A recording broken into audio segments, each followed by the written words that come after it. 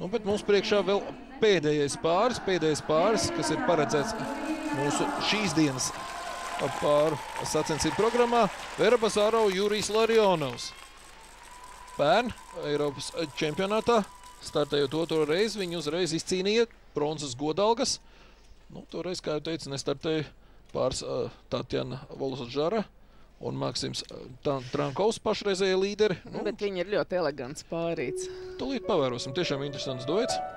Kā viņam veiksies, katrā gadījumā ļoti labas izredzes cīnīties vēlreiz par medaļām.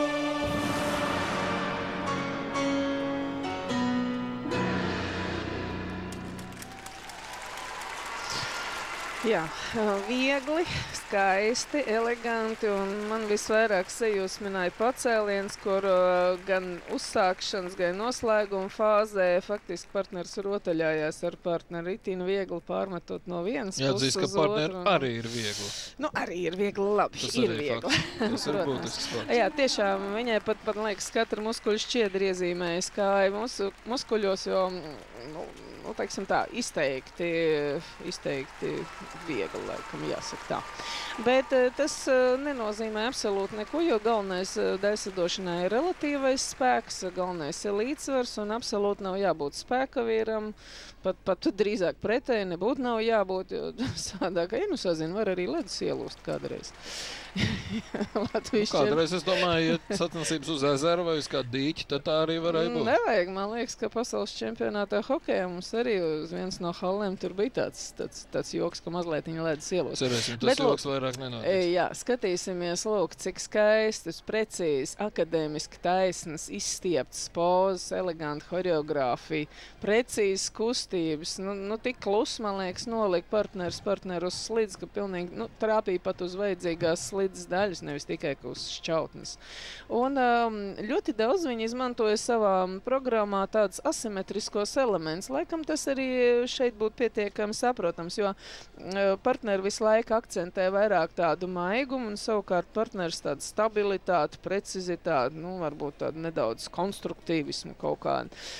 Bet elementu izpilde, izņemot šo te vienu trīsapgriezienu pametienu iegājienā no Luts, bija bez jūtamām kļūdām, lai neteiktu vairāk, bija izpildīts gan saskaņoti, gan arī precīzi. Nu, lūk, šeit varbūt viena papildu silpa, ko partners izpildīja, un partneri vienkārši atļauj viņam to izdarīt. Jā.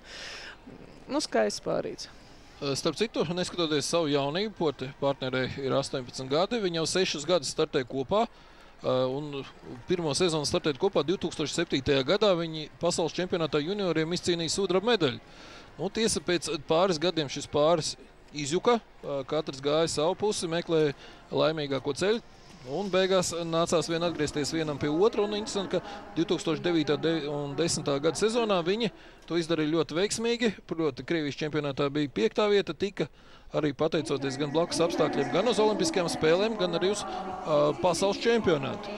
Nu, pērn, kā 66 punkti. 66, nu labākais bija līdz 64, tā kā pat uzlabo šo rezultātu, un tā tad otrā vieta, ko faktiski varēja arī prognozēt, ņemot vērā, ka pērn Eiropas čempionātā viņi bija trešie. Nu, pēc rangā viņi arī faktiski trešie aiz Tatjanas Volosožars un Trankova. Pēc īsās programmas tāds diezgan neinteresants godu piedestāls veidojas. Nu, tāds kāds bija savu laiku, man liekas, 80. gados tur bija viens, man liekas, Eiropas čempionāts, kur no 12 medaļām 10 izcīnīja Padomju Savienības pārstāvi, un viss godu piedestāls bija deju pāriem un pāriem. Nu, lūk, redzam, kā mums ir 3 Krievijas dueti, Tatjana Volosožara, Maksims Trankovs pirmie, otrie Vera Bazarova, Julijus Larionovs, Ksenija Stolbova, Fjodors Klimovs trešie, un tālāk Itālijas pāris Stefānija Berto, Andrejs Hotareks. Nu, te tā, no tā viedokļa, ka ir svarīgs tomēr tas grupu sastāvs, jo mēs redzējām, šis efekts tomēr nostrāda. Nu, jāsaka, ka Itāļi, gan arī nākamie bija 5. vācieši, Melina Hauša, Daniels Vende, viņiem arī bija kļūda kritienā partneriem, tā kā iespējams, ka šajā